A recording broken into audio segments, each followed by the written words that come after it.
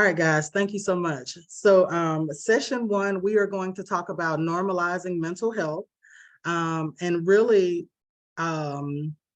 shifting the conversation, shifting the narrative from stigma to stability. To manage a lot of the challenges associated with rare diseases, patients, parents, and caregivers talk about the need for mental health solutions, but a lot of folks don't get the help that they need. We're going to talk about barriers to mental health and how we can remove biases and better understand culture to ensure we provide really, really good mental health solutions. So joining me in this conversation, we're going to hear first from Dr. Aditi. Following her, we'll hear from Dr. Ashley, and then we'll come back for a panel discussion and bring Michelle into that conversation. So I'll turn it over to Dr. Aditi to get started. Thank you so much. So good morning, everyone. I am so happy to be here today, and I think we're going to have mental health has really, can you see my video? Okay, here we go. Can everyone, is everything working okay? I don't know if okay. No, you're perfect, yes. Okay, good.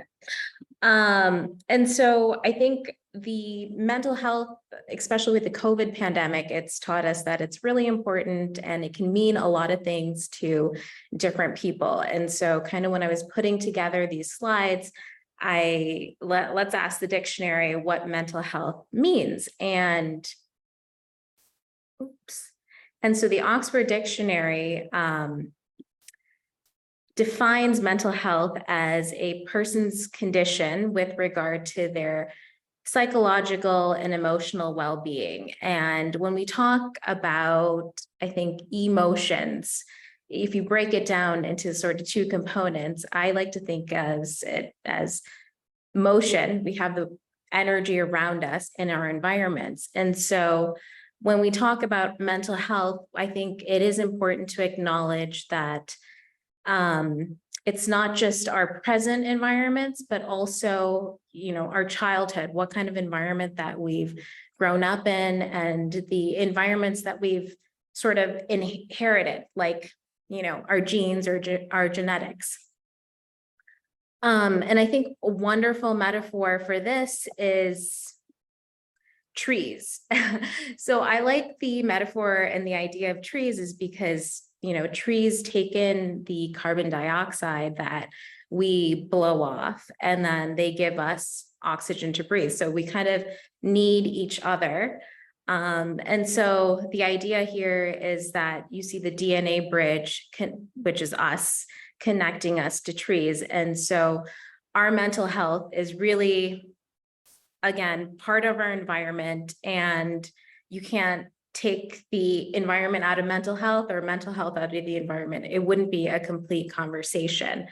And when I first learned about this idea of integrating our environments into our mental health, actually when I was doing some work up in upstate New York with the indigenous communities.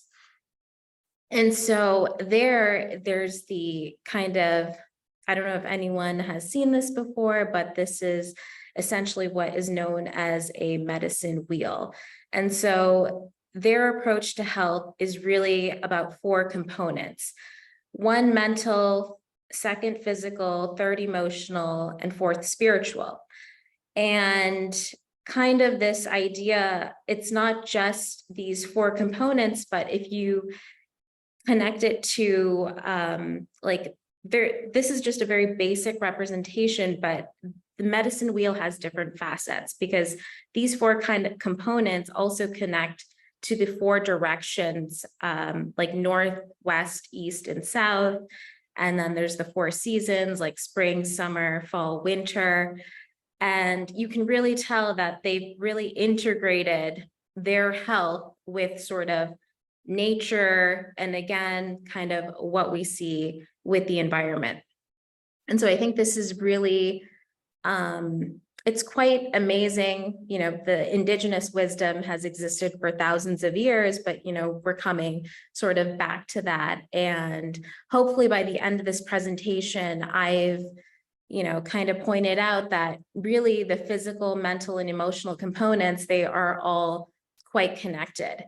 And so my first example of this is, memes.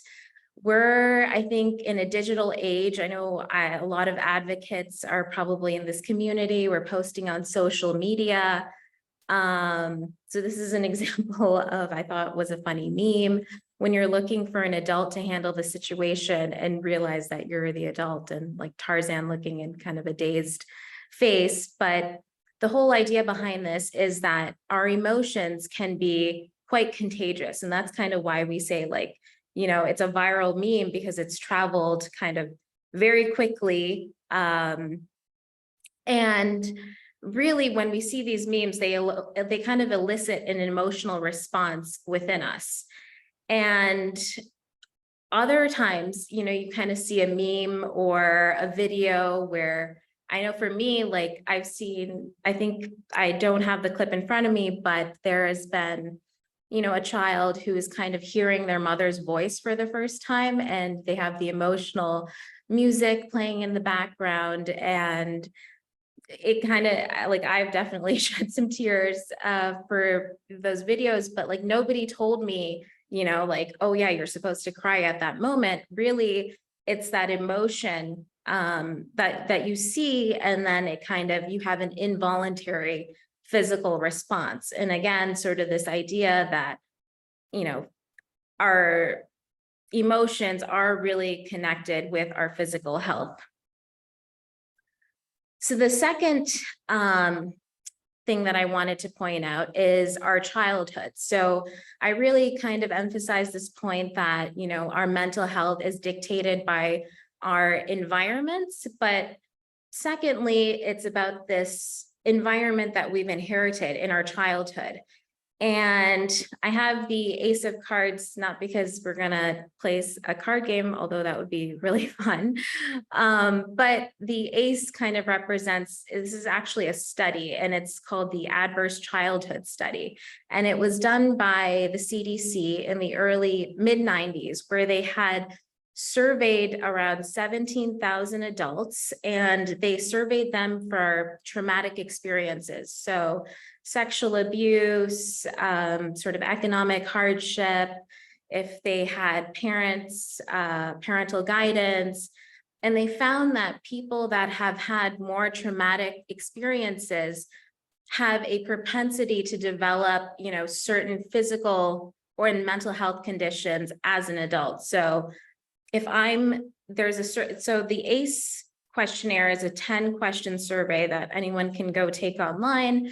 And the higher that you score on this, you are more likely to develop certain physical conditions. So obesity, diabetes, depression, COPD, stroke. So these, again, this kind of points out that our environments dictate our physical and emotional well-being.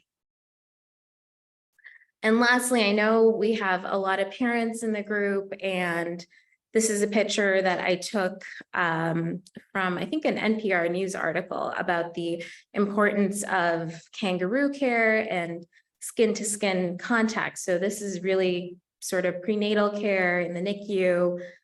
This is encouraged for babies to bond with the mother and the father by skin-to-skin contact. So we're going kind of in the opposite direction about physical touch, the skin-to-skin contact leading to the emotional attachment and well-being. So again, that the take-home message here is that our mental health is really different. There's different dimensions. There's our physical health, there's our environment, and they can't be, when we talk about our mental health, we have to talk about, all of those things as well. And so again, kind of what I was saying, a summary slide, that this is, I think, going back to the definition of the Oxford Dictionary and how it described it, mental health as a noun, and it's like a person, place, or thing, but I personally think it's more of a verb, and it's a very dynamic thing because you have different factors, and, it's the individual within the environment, and again, the physical and the mental, they're connected and they're going kind of in a continuum. And sort of the last thing I want to touch upon is stigma. And I think stigma is quite important to address. This could either result, I mean, we've all had kind of scenarios where there's, you know, quote unquote toxic situations or toxic people, and you know, even family of origin and cultural dynamics of sort of relating to stigma and this idea of biases. But I think it's also important to recognize that it percolates also in the media. And so one example that I found of this is a mother, her name is Mallory, and she was 28 and she was diagnosed with Lynch syndrome. And so in the article, as I was kind of reading about her diagnosis and his story, her husband says, even though I thought we might have a little bit more time than we did, after January, things started to progress quickly. A lot of it was just a lack of energy and not wanting to give up her responsibilities. I can tell it was really hard on her. So I don't have her medical records or, you know, what her treatment sort of protocol was, but just reading the article and this line about not wanting to give up her responsibilities, even really at the end of life, kind of points out that, you know, that is something, you know, people don't realize is like, I'm sure that she was very giving and she was, you know, putting the needs of others ahead of her own. And one could only speculate whether that kind of added stress really kind of accelerated things in her disease course. And so this idea that, you know, trying to kind of step away from, you know, the identities that were given, or, you know, like we need to really fight towards the end and not give up. You know, are they really helping or are they harmful? So that's like a question that I would, you know, put out to the group. And lastly, I think in conclusion summary is, you know, we talk about this idea of balance. And I have a picture of sort of the rocks lined up vertically. And I think when we talk about mental health, we say, you know, we need to be balanced and it's a balance of these components. But I think it's more about integrating the different dimensions. And I'd like to, you know, think of it more as a bridge, building, you know, a bridge within us, but also building a bridge to others and building that connection. And with that, I'll, you know, leave it to my wonderful panel to kind of take over. But yeah, very interested in hearing your thoughts. Thank you so much, Dr. Aditi. Dr. Ashley. Thank you. Hello, everyone. My name is Dr. Ashley Perkins, and I am the co-founder of We Matter Too. It's a nonprofit organization that we advocate for mental health. And to explain, I started this organization after I was discriminated against for my own mental health. Back in 2019, an individual decided to use my mental health against me and question my abilities as a leader within the volunteer organization that I was volunteering for at the time. And after 8 months, I did report. After 8 months of a lot of verbal and emotional abuse, and then and the retribution for reporting, I ended up leaving the volunteer organization. I vowed, however, to raise awareness, because when someone who is a pharmacist like myself and educated, has privilege, and knows that mental health discrimination is currently happening, but has no resources or tools to fight back, I knew I needed to do something. So I decided to use my platform as a pharmacist to start sharing my story, because I've never been a person who's been ashamed of my mental health. I've never not shared it. I have numerous mental illnesses. I also have ADHD and was recently diagnosed with autism. And so for me, it's not been something that I have not shared.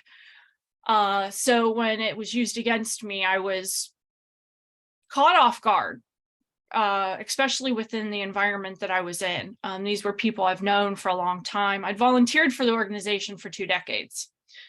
So after it happened, I went on my way to become an expert in mental health discrimination and stigma. And I vowed that I'd never let other people go through it alone, because when you're going through that situation alone, you don't know what to do. You don't know where to turn. It's the most solitary thing you go through. And I didn't want people to experience that. So when I'm talking about discrimination, a lot of times I find that the ignorance of what discrimination is when it comes to mental health is truly where the problem is. People don't understand what discrimination is when it comes to mental health. And this is why it happens so frequently, because people don't understand exactly what it is. They don't identify it. They don't realize what it is, because it happens all the time. People question others on the basis of their mental health all the time, and we don't stop and call it out because it just happens. So I usually explain the difference between a stereotype, a prejudice, and discrimination. A stereotype is the way that we describe a grouping of people based on a common characteristic, whether it's true or not true. That is a stereotype. Now, a lot of times the stereotype should not be attributed to all people in the group. This is why using stereotypes isn't necessarily a great thing. I don't like stereotypes. I try not to use them because generalizing an entire group on the basis of a stereotype really isn't a great idea. However, sometimes to describe things, a stereotype can be great. So when I do describe things using stereotypes, I will preface it with, I'm going to use a stereotype. I don't recommend you attribute it to the whole group. However, to describe this situation, it's the best way to go about it. Next, we have a prejudice. A prejudice is when you take that stereotype and you believe it to be true. Okay, you start to ascribe that stereotype to the group. So when you get to or you meet somebody who has that trait, you believe what that stereotype is, you believe that person has that characteristic. Whether they do or not, you believe that they're going to have that characteristic, that stereotype. That's a prejudice. Now, if you take that prejudice and make it into a behavior, okay, that's discrimination. As soon as it becomes a behavior, it's discrimination. Anytime you use it to question them, anytime you're going to weaponize it against them, it's discrimination. Second, it becomes a behavior. If it's a thought, it's a prejudice. If it's a behavior, it's discrimination. And that's how simple it is. So when I'm describing this and explaining this to people, I tell them, as soon as you take that prejudice and make it a behavior, you've discriminated against somebody. And it's truly that simple. People need to get more comfortable calling it out. People need to get more comfortable telling people this isn't okay. You can't do this. The more that we do that, the more we sit down and we have those uncomfortable conversations, the more that we can get people to realize how not okay it is and how frequently it happens.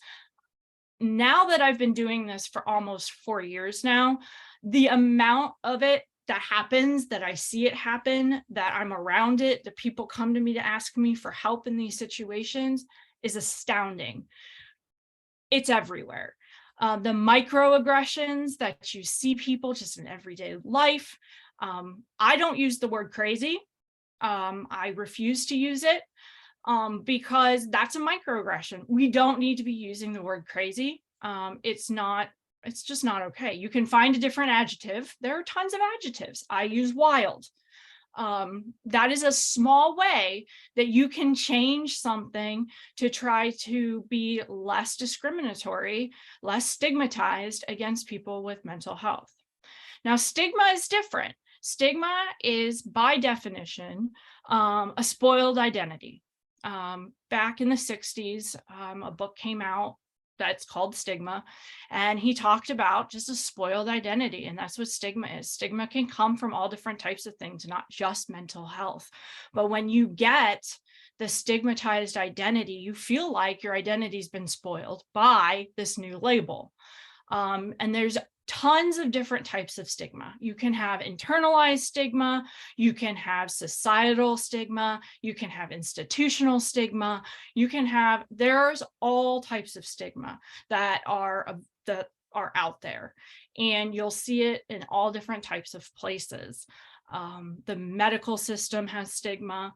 So a lot of times, not only does the person have to overcome their own stigma that they are using against themselves, but they also have to overcome the stigma that other people hold, along with their medical care, along with society, and possibly they're dealing with discrimination, whether it's at work or at school or whatever environment they might be in. So again, this is why I became an expert in this, is because I wanted to make sure people had a resource, somebody that they can come to and ask questions about these things, because again, it's not easy, it's confusing, and it takes a lot of patience and time to weed through all of the confusion, but also it takes someone to sit and listen, because people who have gone through discrimination, people who have gone through stigma, people who've gone through any of this stuff have been through a traumatic experience, and we don't talk about emotional abuse enough. A lot of times you think about abuse, you think physical abuse. This is emotional abuse when people have been through something like this. And I have PTSD from my own experience.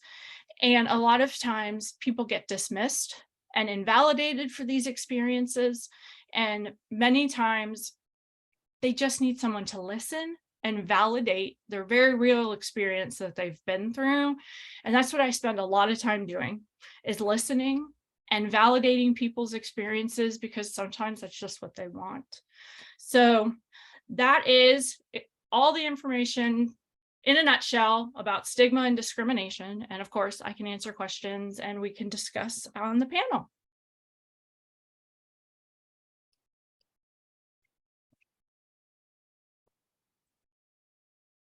Awesome. Awesome. Thank you so much. So Dr. Aditi, if you will come back on camera, and then we will welcome Michelle to the conversation.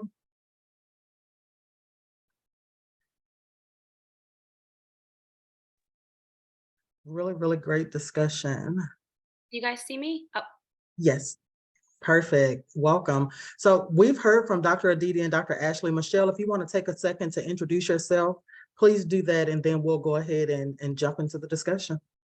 Hi, everyone. Thanks for having me today. I'm Michelle Fruhschien. I am a mother, and I have become a fierce advocate for my daughter, Haley, who was diagnosed with Jordan syndrome. And I have spent the last 3 years making sure that, our needs and, a space is created for us.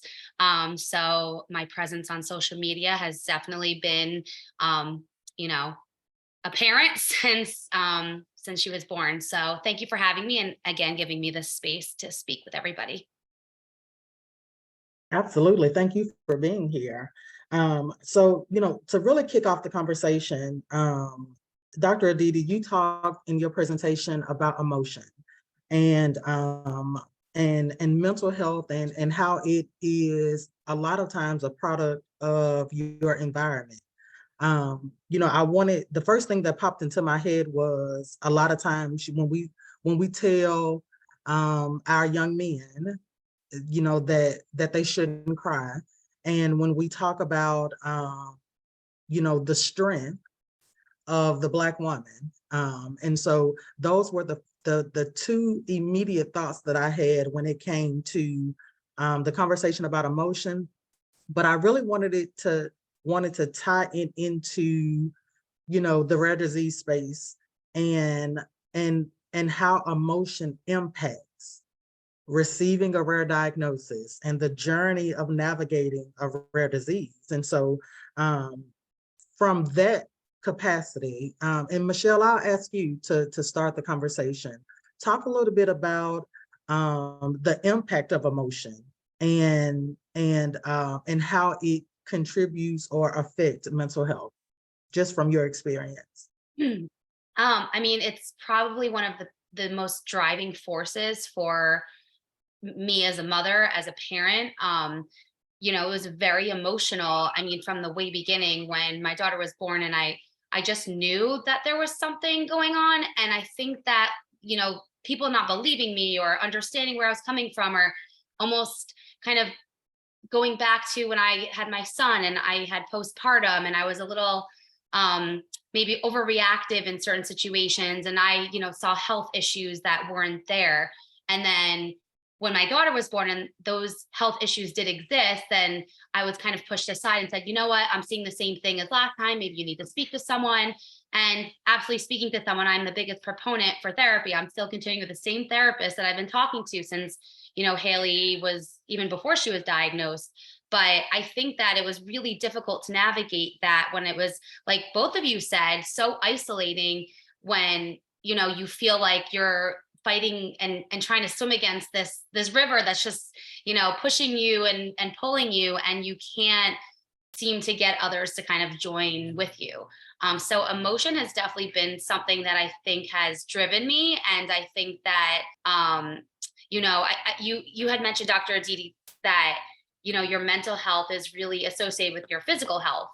And, you know, my daughter was born during COVID, and, you know, my health really was not great. I had a lot of weight to lose, not just from, you know, just having a child, but, you know, just being at home and with COVID and the stress and not being able to take my daughter to get the care she needed. And one day it just clicked, like, I need to be healthy for my child, for my children. And I think that once I started dieting and exercising and really taking care of myself, I was able to have a clearer picture of what my family needed, and getting, you know, therapy. And I'm not ashamed to say it, you know, medication at some points were needed. And I think that sometimes people say, you know, is that like a crutch? Do you really need to do that? And yeah, that's what I needed. And I think being able to take ownership of what you need, accepting it, and then not being ashamed of it is so helpful. And that has been a huge part of my journey, is really being able to talk about, like, hey, I struggled and there are other people that are struggling. And by advocating and sharing that with the world, someone else in my position, maybe with a child who hasn't been diagnosed or is just diagnosed, they'll feel like, all right, I'm not alone. And I think that's what's been really helpful for me as a mom. You know, and I think that's a really great segue. You were, you know, as you were talking and you said, you know, that's what you needed.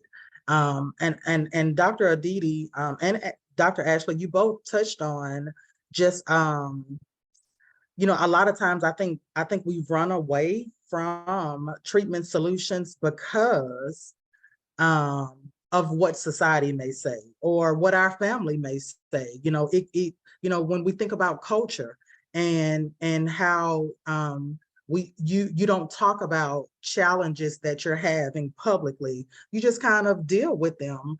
And that's just, you know, like you said, that's not healthy. You have to find treatment solutions for yourself, not worrying about what other people may say. Dr. Ashley, Dr. Aditi, would you like to touch on that at all? I know, Dr. Aditi, you talked about culture a lot in your presentation. Please feel free.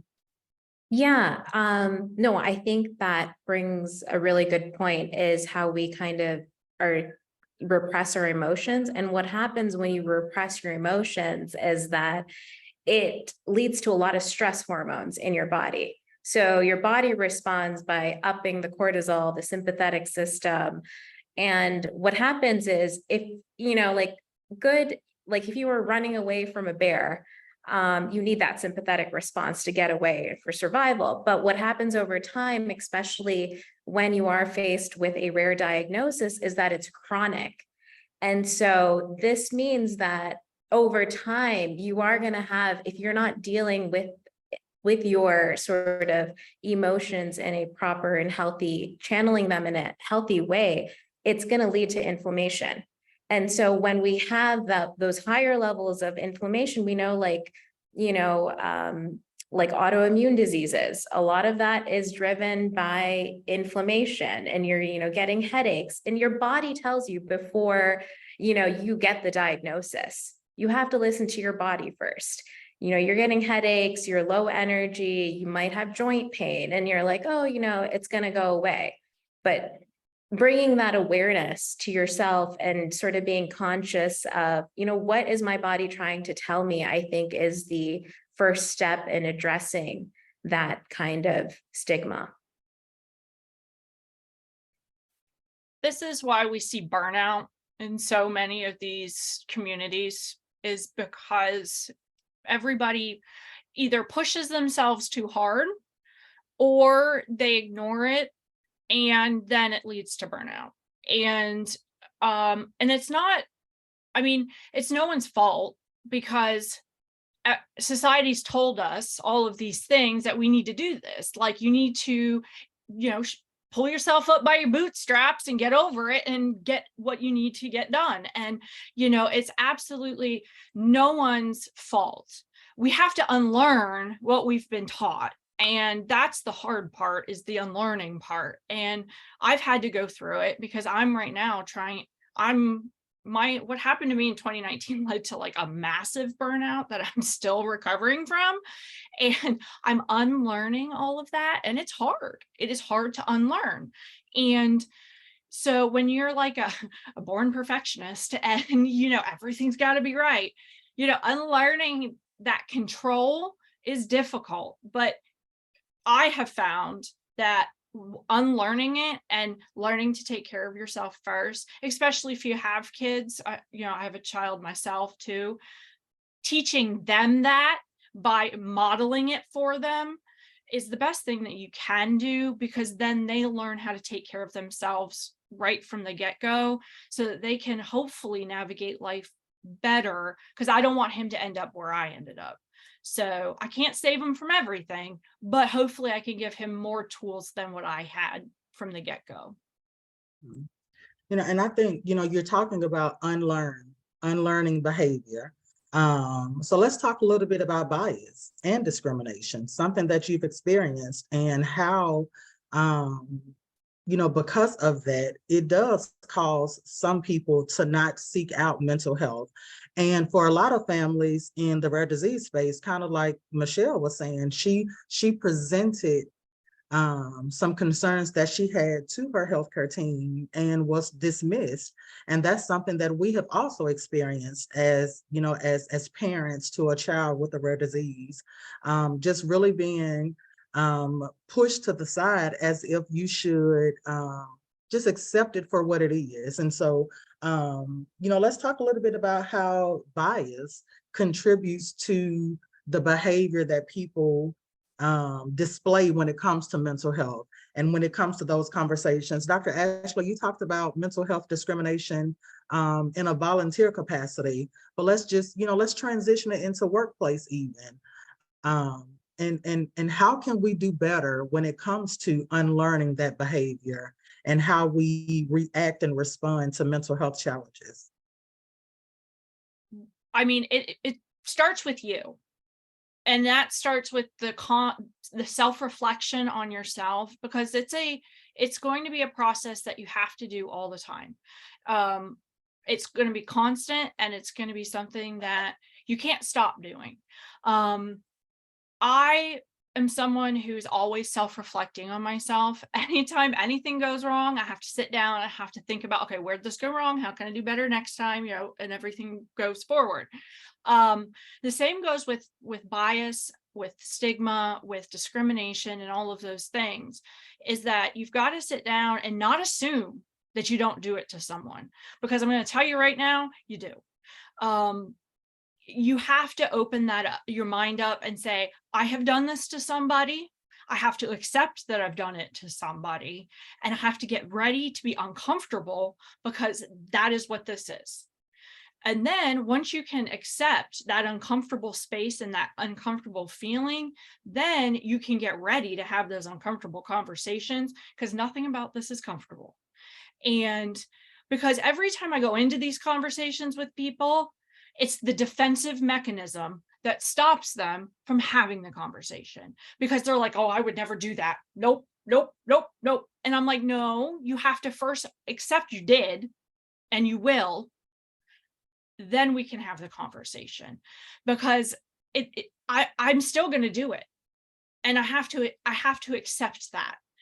And I have to be ready and open to the fact that someone's going to tell me I've done it, and be ready to take that ownership and listen when I've done it. And I think that's the biggest thing, is just being open and ready for when you do it in the future, because you will. Yeah, just taking ownership, taking ownership of the behavior. I know we've had conversations just talking about, Michelle and I have had a conversation. Both of us have a child with special health needs, a rare disease. And, and we've encountered people who, they still use the R word. They still, say language like retarded, a word that we cannot stand. They really, they don't have the capacity to see past that language. And it is taxing to try to change those perspectives, protect your child, and then try your very best not to snatch somebody's head off, right? Let's just be completely honest. It gets really, really difficult. We were talking a little bit before about social norms, Dr. Ashley, when you were presenting, and just talking about, as a society, things become normal. And so we accept them as such. And that contributes again to the unlearned behavior. Getting people to change their perspective, it starts with conversations, right? How can we stay in front of this conversation, right? Like we have talks like this, we see a little momentum, and then everything dies down. It becomes a buzzword. How can we stay in front of changing the narrative about mental health and normalizing the conversation, to remove stigma and empower people to want to get help if they need it? Well, I think just talking about it and sharing and showing. I mean, that's what we do. With the nonprofit that we started, the way we decided we were going to show and normalize it, but also raise awareness about stigma and discrimination, was just sharing our first person narratives. Because if we're sharing how we live our lives, then we naturally show that stigma and discrimination doesn't exist, or that it's wrong, because our lives show it's wrong. Because you would never ever be able to tell that I have any of the mental health issues, or that I'm autistic or ADHD, unless I told you. You might pick up on the ADHD, because there are some things that I do that are pretty obvious, but nonetheless, I have to tell you. And that right there shows that stigma, that's wrong. It's just wrong. So that's why we share. And so if you're just naturally talking about it, and you're not letting people get away with things, like I don't let anyone get away with anything. Like as soon as they're doing something wrong, I'm calling them out. I don't let anyone. I just enjoy making people uncomfortable because I'm like, no, that's not what we do.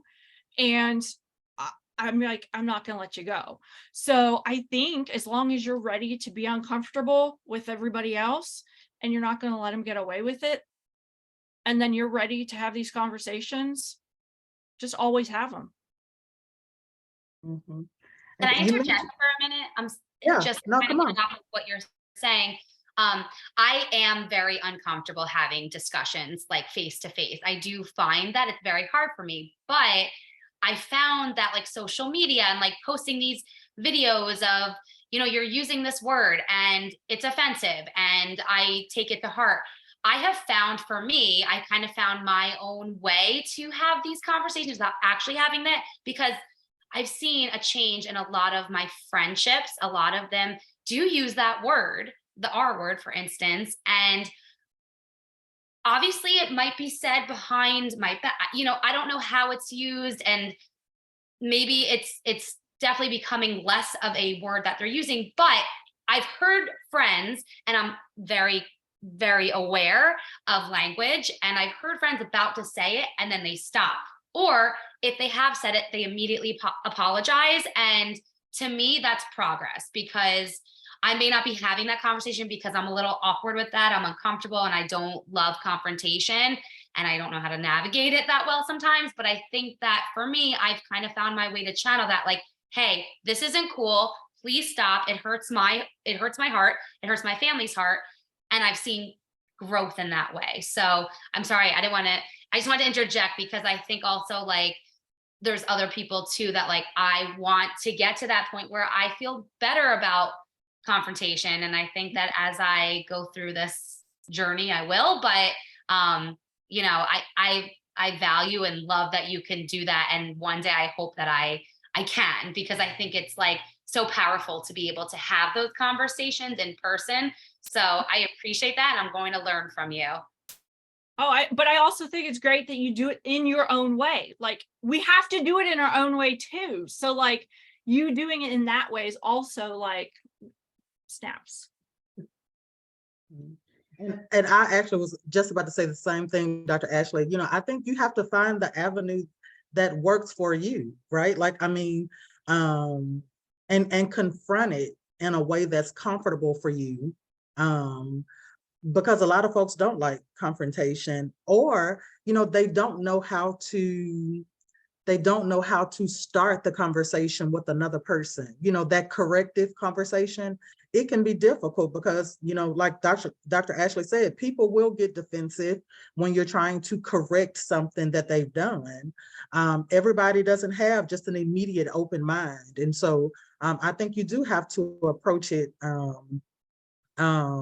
as best you can, in a manner that you can, to make sure you get it off of you, you know, you get the release of having addressed it.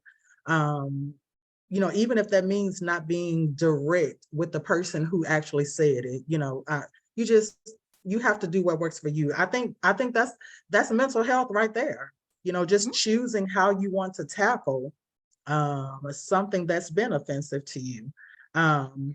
So we do have a few more minutes. I wanted to talk really, really quickly about invisible disability. You know, something that you said, Dr. Ashley, just talking about, you know, a lot of your diagnosis, just looking at you, you don't know that they're present. You know, let's talk a little bit, and Dr. Aditi, I'd like for you to jump in on this one too. Let's talk a little bit about, you know, invisible disability, and how a lot of patients and families who have invisible disabilities are challenged when it comes to services or support, or and just really how it relates to mental health. I've heard families say, you know, they parked in a handicap spot and people questioned why, because they didn't look disabled. And so, so let's talk a little bit about that. Dr. Aditi, I'd love for you to start.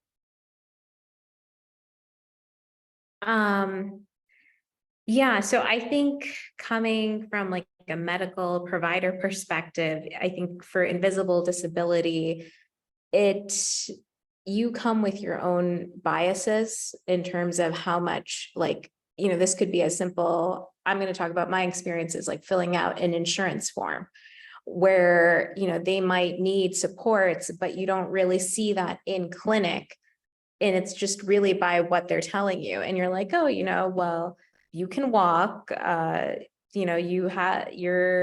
mobile, but like, do you really need this? And it's so, again, there's so much bias that's involved with, sort of approaching invisible disability and sort of questioning like, okay, like, is this support that they really need, or could this support be going to someone else? And so being careful about how we approach their care, it just needs, as a provider, I think because I'm aware, like, I know that it needs more time to tease out. And so like, I need to ask more questions. I need to sort of get the complete picture, because it is not something that I can see. It's not something that's standing in front of me or sitting in front of me. So I know that I have to ask more questions, spend more time to really get a really holistic picture of kind of what's happening. Dr. Ashley, Michelle, you want to jump in? Michelle, did you want to say something? I appreciate hearing from a doctor's perspective as well, just because I think that, I've spoken to other parents, and sometimes I think it almost feels like, as a parent to a child with a rare disease, that like we're always on the defensive. And my whole take is, doctors and physicians, you guys are the ones that are helping us. And like, I value that. Have we come across, some care that maybe wasn't amazing or dismissive? Yes. But have we come across people that have changed our lives and will continue to? Yes. So, and I also come from a family of medical providers. So like, I value that. And I don't want to talk too much and take too much time, but I was speaking to a group of students, and I think I came across as, I lost faith in the medical system, and it really made me stop and say, I need to present my journey in a way that doesn't appear that I have lost faith, because that's not how it is. And I think that's something that I want to get across. I did have some, and I think that kind of mentally was very upsetting for me. It did affect my mental health when, my daughter was misdiagnosed, and I felt like the doctor wasn't listening to me. And for every like negative experience I had, there's been like 10 times more positive experiences. So I really value and thank physicians and medical care providers. So that's kind of just the last thing, because I think that you guys are so impactful, and you really do play a huge role in our families' lives. So thank you.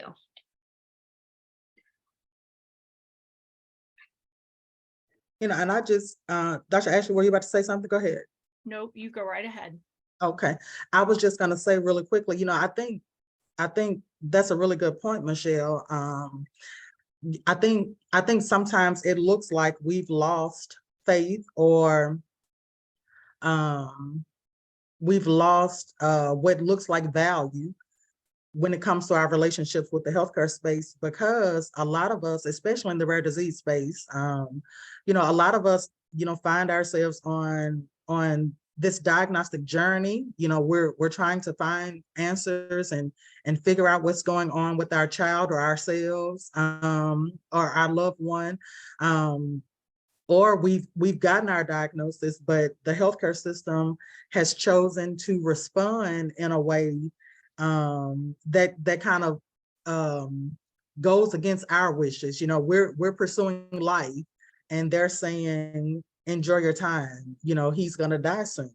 And so I think it's easy to look like we've lost hope in the healthcare system, because in that moment, there seems to be no hope in the services that they're giving us.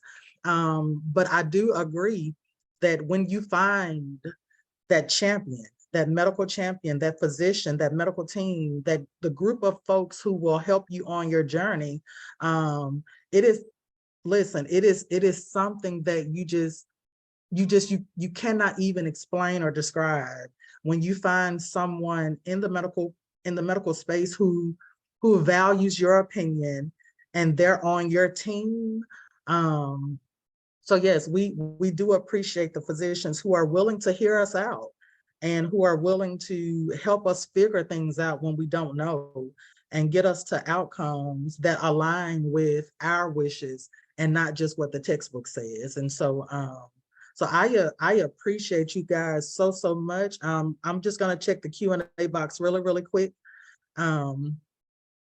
Let's see, so this question says, I was diagnosed with SCA3 in 2016.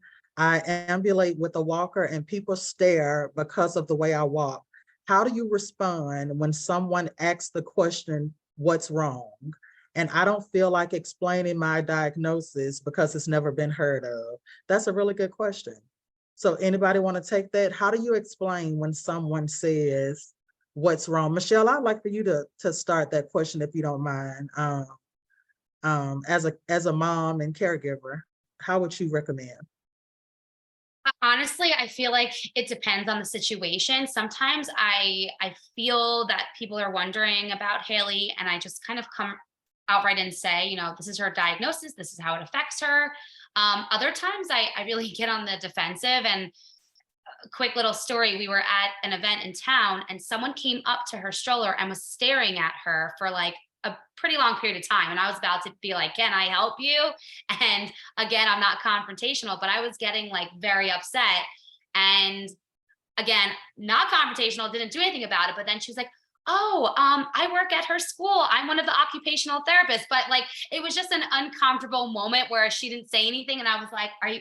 And I think that for me, I'm always on the defensive. Like, I always feel like, are you wondering, what she has? So I think that sometimes, and I guess it depends on how you feel or the situation at hand, sometimes I just come right out and say it because sometimes she can't do things or participate in things. And I think it's a protection for her, but also selfishly a protection for me because it's very emotional when, I'm at a birthday party and, it's for kids her age, 3.5-year-olds, and she can't participate in those activities. And I say, she has Jordan syndrome and hypotonia and that affects her. So, we're just going to like hang out and watch and she's going to have a great time doing that.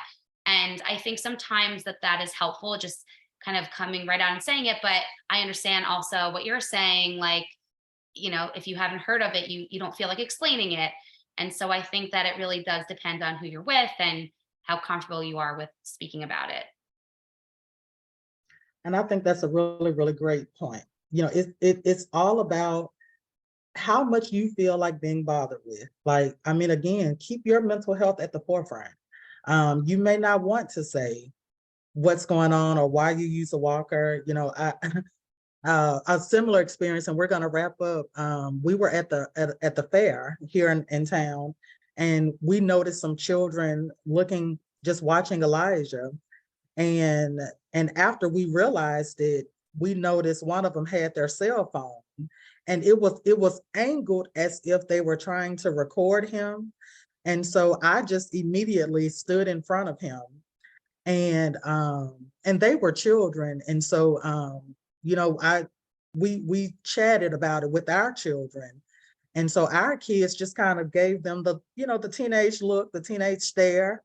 And me, I was looking for a parent. I was looking for an adult because they're children, right?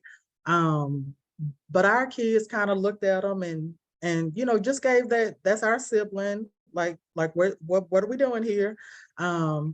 But I think it is in those moments, Michelle, and to the person who asked the question, it is in those moments that you get to choose how you want to respond, right? Like you can decide to give your 20-year medical history of your diagnosis or your 6 years worth of medical history in Elijah's case, or you can choose to simply do nothing, ignore them, give them the stare and just not be bothered with it. I think it just depends on wherever you are in that moment. And you're choosing to do what's best for you and your mental health. So we are at time. I appreciate Dr. Ashley, Dr. Aditi, and Michelle for being a part of this conversation. Please go to our website to connect with them and learn more about them. Check out their bios and follow them on social media. We are going to turn it over now to Kareem to introduce session 2. Thank y'all so much for being here. Thank you. Thank you.